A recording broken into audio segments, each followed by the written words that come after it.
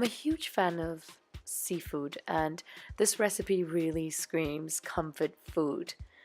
Deep fried, a whole deep fried fish served alongside a simple tomato gravy and spinach. Mwah!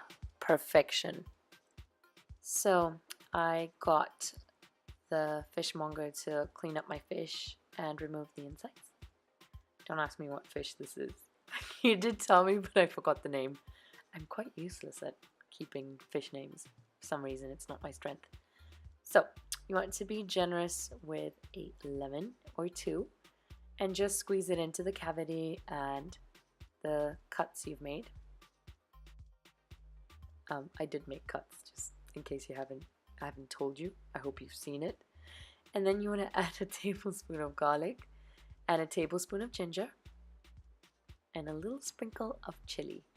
And then just sort of rub this mix on your fish and just put it in the cavity as well.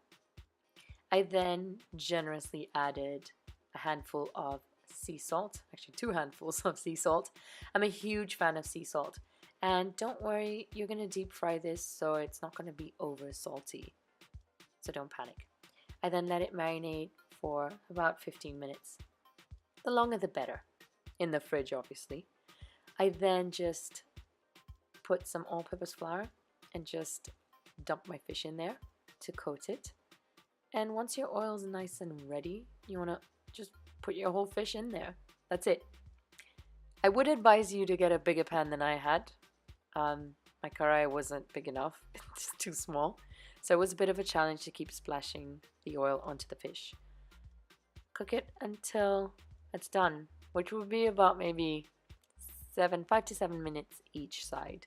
Just don't overcook it, because then it'll break apart. And then serve it with ugali or spinach or some tomato gravy, whatever you feel like.